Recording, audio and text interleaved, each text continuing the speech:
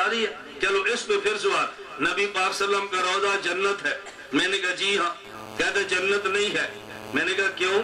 کہتے صحیح بخاری میں دلیل موجود ہے، رسول اکرم صلی اللہ علیہ وسلم مکہ مکرمہ سے مدینہ منورہ تشریف لائے، نبی پاک صلی اللہ علیہ وسلم مسجد نبی کی تعمیر کے لیے جگہ کی کھدائی کی ہے، مشرکین کی ہڈیاں نکلی، رسول اکرم صلی اللہ علیہ وسلم نے مشرکین کی ہڈیاں وہاں سے نکالی ہیں، تو وہی مسجد نبی کے اندر کمرہ ہے امی عائشہ رضی اللہ عنہا کا، اور وہی کمرہ نبی کی قبر مبارک ہے، اسی کو تم جنت کا ٹکڑا کہتے ہو۔ اگر یہ جنت ہے تو جنت مشرک کی ہڈی تو نہیں ہوتی، اگر یہ جنت مشرک کی ہڈی کا مانا گیا۔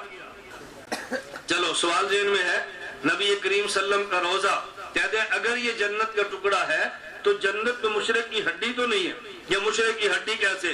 میں نے کہا اچھا مجھے بتاؤ، اگر جنت میں مشرک کی ہڈی نہیں ہو سکتی تو جنت میں پورا کافر ہو سکتا ہے؟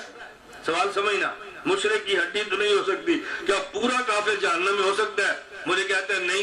میں نے کہا میں قرآن پڑھنے لگا ہوں، اللہ رب العزت نے حضرت آدم علیہ السلام کو پیدا فرمایا تو ملائکہ سے فرمایا اسجدوا لآدم، میرے آدم کو سجدہ کرو، فسجد الملائکہ، تمام فرشتوں نے سجدہ کیا، ابلیس نے سجدہ نہیں کیا، ابا انکار کر دیا، واستکبر تکبر کیا۔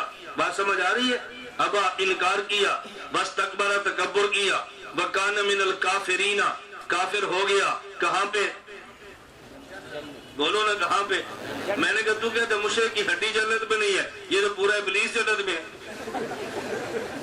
تو کہتے ہڈی نہیں ہے تو پورے ابلیس جنت میں ہے، اور مشرکین کا بھی باپ ہے جس نے سب کو مشرک بنایا، یہ تو وہ جنت میں آ گیا۔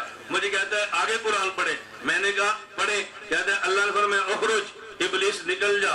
میں نے کہا آپ آگے بخاری پڑھے، کہتا ہے جی کیا ہے؟ میں نے کہا جس میں نبشت، نبی پاس مشرک کی ہڈی کو لیا، نکال کے باہر پھینک دیا، ادھر ابلیس تھا خدا نے نکالا، ادھر مشرک کی ہڈی ہے مصطفیٰ نے نکالا، وہ بھی جنت اور یہ بھی جنت۔ میں نے کہا کہ اور سوال اس پہ ہے تو بتاؤ۔ میں بتا کیا رہا تھا، کبھی سوال کا جواب ہوتا ہے، اور کبھی سوال پر سوال کا جواب ہوتا ہے۔